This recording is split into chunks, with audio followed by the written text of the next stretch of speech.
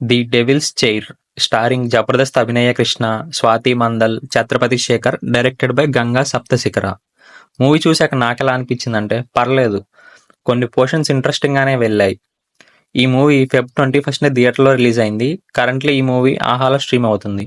కథ విషయానికి వస్తే విక్రమ్, అదే మన లీడ్ క్యారెక్టర్, ఆఫీస్లో 1 crore స్కామ్ చేసి కొట్టేస్తాడు. ఆ మనీతో బెట్టింగ్ వేసి మొత్తం పోగొడతాడు.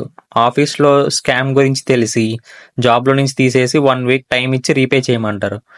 చేయకపోతే లీగల్గా ప్రొసీడ్ అవుతామని వార్న్ చేస్తారు. అదే టైంకి విక్రమ్ లైఫ్లోకి ఒక డెవిల్స్ చైర్ ఎంటర్ అవుతుంది. ఆ డెవిల్స్ చైర్లో పొందాక్ష అనే డెవిల్ ఉంటుంది. పొందాక్ష వస్తే ప్రపంచంలో చాలా దృష్ట శక్తులు వస్తాయని మెంటలిస్టులు ఆపాలనుకుంటారు. పొండాక్ష విక్రమ్కి హెల్ప్ అయిందా లేదా, అండ్ ఆ డెవిల్స్ చైర్ విక్రమ్కి ఎందుకు హెల్ప్ చేస్తుంది, ఆ డెవిల్స్ చైర్ విక్రమ్ లైఫ్ని ఏం చేసింది, ఆ డెవిల్ చైర్ విక్రమ్ని యూస్ చేసుకొని ఏం చేస్తుంది, ఇవన్నిటికీ ఆన్సర్సే రిమైనింగ్ స్టోరీ. ఈ మూవీలో పాజిటివ్స్ వచ్చేసరికి సినిమా చాలా క్వాలిటీగా ఉంది, రిచ్ ప్రొడక్షన్ వాల్యూస్, అండ్ ఈ మూవీ మేజర్ పార్ట్ అంతా ఒక ఇంట్లోనే జరుగుతుంది. రీసెంట్గా బెట్టింగ్ యాప్స్ గురించి ఒక పెద్ద ఇష్యూ జరుగుతుంది. బెట్టింగ్ వేసే వాళ్ళకి ఈ మూవీ ఒక లెసన్లా ఉంటుంది. ఈ మూవీలో కొన్ని మైథలాజికల్ పాయింట్స్ చెప్పారు, అవి కొంచెం ఇంట్రెస్టింగ్గా ఉంటాయి. ఈ మూవీ మ్యూజిక్ కూడా పర్లేదు, మూవీ టోన్కి తగ్గట్టుగా ఉంటుంది. పర్ఫార్మెన్స్ విషయానికి వస్తే అభిగారి పర్ఫార్మెన్స్ బాగుంది, హీరోయిన్ పర్ఫార్మెన్స్ కొంచెం ఆర్టిఫిషియల్గా అనిపించింది. రిమైనింగ్ క్యారెక్టర్ పర్ఫార్మెన్స్ బాగుంది.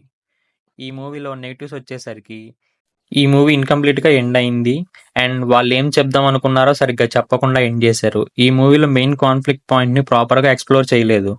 పార్ట్ 2 అనౌన్స్ చేశారు లాస్ట్లో, బట్ ప్రాపర్ ఎండింగ్ ఇవ్వలేదు పార్ట్ 1లో. పార్ట్ 1ని ఒక ఇంట్రోలా యూస్ చేసుకున్నారు.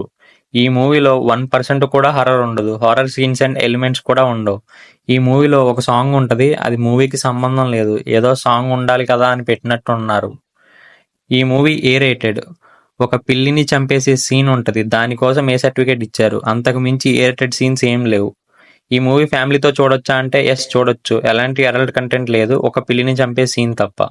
నా ఫైనల్ వర్డిక్ట్ వచ్చేసరికి పర్లేదు, చూడొచ్చు, just for time pass. That's it for today. మళ్ళీ ఇంకో రివ్యూతో కలుసుకుందాం.